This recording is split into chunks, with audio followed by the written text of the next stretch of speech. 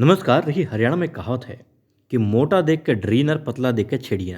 मतलब कि जब आपको कोई कमज़ोर नज़र आ रहा हो और आप उसे तंग करें, ये गलत बात होती है और कई बार उल्टा भी पड़ जाता है। पतला दिखने वाला बहुत ज़्यादा ताकतवर निकल सकता है और जिसको आप हट्टा-कट्टा समझ रहे हैं, मोटा ताज़ा समझ रहे हैं, मतलब कि ताकतवर होगा, वो कई बार डर रहे हैं आप उससे। मगर कई बार जब छेड़ दिया जाए, पता लगता है, अरे ये तो कुछ भी नहीं था, हवा भरी थी सिर्फ। और ऐसा ही हो रहा है अब द्वारकाबाई साहिब और देवी अहिल्या की पैरवी करती जो नज़र आ रही हैं सदा से, कौन? हरकूबाई के साथ में। जी हाँ, हरकूबाई ने, और जैसे नीलेश पॉल जी ने कहा, हमारे मित्र हैं, परिवार के सदस्य हैं, आपका कहना है कि हरकूबाई ने करारी, मतलब बहुत ज़्यादा ज़बरदस्त वाली जो ना चपेट मारी है द्वारकाबाई साहिब के मुंह पर। बिल्कुल ऐसा तमाचा मार दिया आज हरकूबाई ने देवी अहिल्या की खिलाफत करने वाली द्वारकाबाई साहिब के चेहरे पर। ऐसा ज़बरदस्त मारा है कि सदियों तक, मतलब जब तक वो जिएंगी ना, तब तक उस तमाचे की गूंज उनके कानों में रहेगी, रात को सो नहीं पाएंगी और जब दिन में जागती हुई इधर उधर घूमेंगी तो बस जहन में यही बात होगी कि हरकूबाई ने इतनी बड़ी बात कैसे कह दी, और कहीं यदि वो सच हो गई तो। जी हाँ, देखिए, देवी अहिल्या के विरुद्ध षड्यंत्र कर रही हैं वो, और अब उनकी अनुपस्थिति में युवराज खंडेराव की शादी करवाना चाहती है।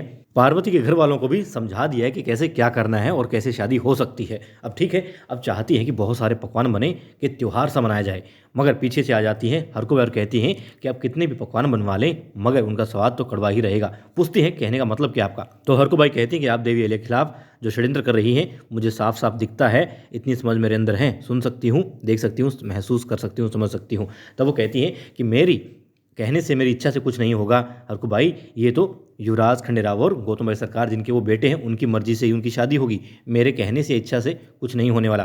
तब हरकूबाई कहती हैं कि देखिए, मैं सब कुछ देख सकती हूँ, समझ सकती हूँ, आप गौतम भाई सरकार को विवश कर रही हैं वो करवाने के लिए जो आप करवाना चाहती हैं। हालांकि उनके चेहरे साफ नज़र आता है, आपने क्या कहा मुझे नहीं पता, मगर आप दबाव डाल रही हैं, इसीलिए आपने पार्वती के घर वालों को यहाँ बुलाया है दबाव डलवाने के लिए। मगर फिर भी गौतम भाई सरकार मानना नहीं चाहती वो बात जो आप करवाना चाहती हैं। ठीक है, कोई बात नहीं, मगर बात ये कि आप, ये भविष्य गर्भ में है कि युवराज खंडेराव की दूसरी शादी होती है नहीं, या पार्वती से होती है नहीं, मगर इतना तय है कि आप द्वारकाबाई साहिब जो चाहती हैं, जो आपके मंसूबे हैं, जो आप पाना चाहती हैं इनकी शादी से, वो आप कभी नहीं पा पाएंगी, वो आपको कभी भी हासिल नहीं होगा। और बस इतना सुनते ही द्वारकाबाई साहिब के चेहरे पर, मतलब ऐसे भाव आ जाते हैं कि बस गरम खोलते हुए तेल में डाल दिया जैसे द्वारकाबाई साहिब को, क्योंकि उनका सपना है राजमाता बनना, गुन्नू जी को गद्दी पर बिठाना, वो कभी पूरा होगा नहीं।